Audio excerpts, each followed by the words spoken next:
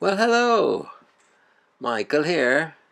Again, looking at Psalms 27 today, focusing on verse 12 through to 14 as we close out the psalm. Let's go ahead and look at the psalm in total before getting to the exposition on those verses 12 through 14. The psalm is subtitled, "The Lord is my light and my salvation." Verse 1. The Lord is my light and my salvation. Whom shall I fear? The Lord is the stronghold of my life.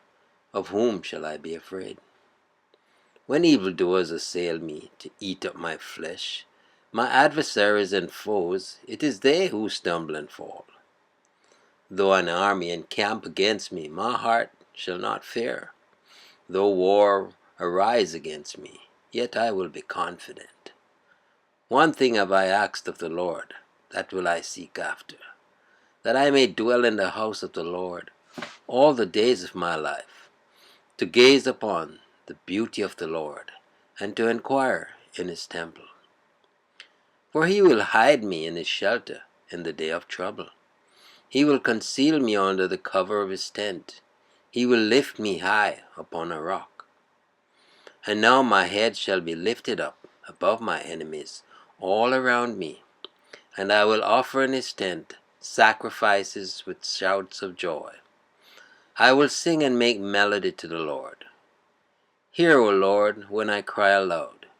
Be gracious to me and answer me.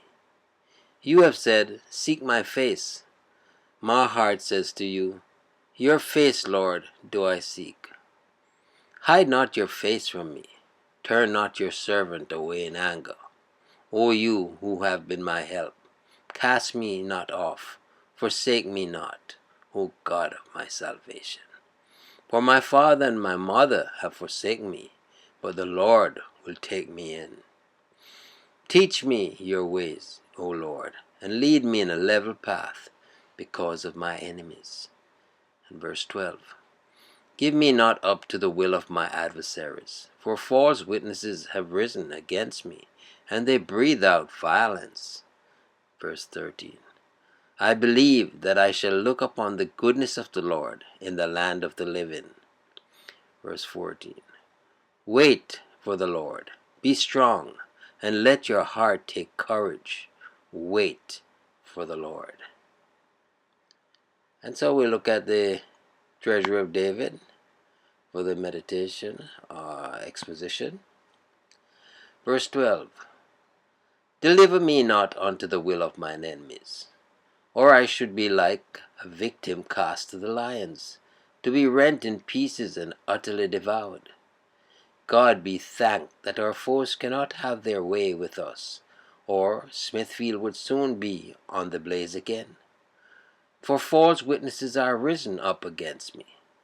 Slander is an old-fashioned weapon out of the armory of hell, and is still in plentiful use.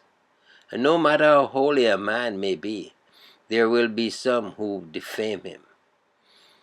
Give dog an ill name, and hang him. But glory be to God, the Lord's people are not dogs, and their ill names do not injure them. And such as breathe out cruelty, it is their vital breath to hate the good. They cannot speak without cursing them. Such was Paul before conversion. They who breathe out cruelty may well expect to be sent to breathe out their native air in hell. Let persecutors beware. Verse 13. Faintness of heart is a common infirmity. Even he who slew Goliath was subject to his attacks. Faith puts its bottle of cordial to the lip of the soul, and so prevents fainting. Hope is heaven's balm for present sorrow. In this land of the dying, it is our blessedness to be looking and longing for our fair portion in the land of the living, whence the goodness of God has banished the wickedness of man, and where Holy Spirits charm with their society those persecuted saints who were vilified and despised among men. We must believe to see, not see to believe. We must wait the appointed time, and stay our soul's hunger with foretastes of the Lord's eternal goodness, which shall soon be our feast and our song. Verse 14. Wait on the Lord. Wait at his door with prayer. Wait at his foot with humility.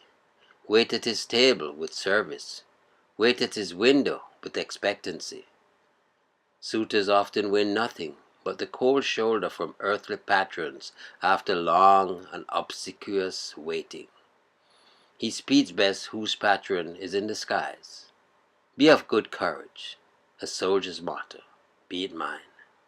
Courage we shall need, and for the exercise of it we have as much reason as necessity, if we are soldiers of King Jesus. And he shall strengthen thy hearts. He can lay the plaister right upon the weak place. Let the heart be strengthened, and the whole machine of humanity is filled with power. A strong heart makes a strong arm. What strength is this which God himself gives to the heart? Read the Book of Martyrs, and see its glorious deeds of prowess. Go to God rather, and get such power thyself. Wait, I say, on the Lord. David, in the words, I say, sets his own private seal to the word which, as an inspired man, he had been moved to write. It is his testimony as well as the command of God, and indeed he who writes these scanty notes for himself found it so sweet, so reviving, so profitable to draw near to God, that on his own account he also feels bound to write, Wait, I say, on the Lord. Indeed, indeed. Trust you enjoyed the meditation. Michael here declaring yet again, Jesus is Lord. Until next time, be blessed.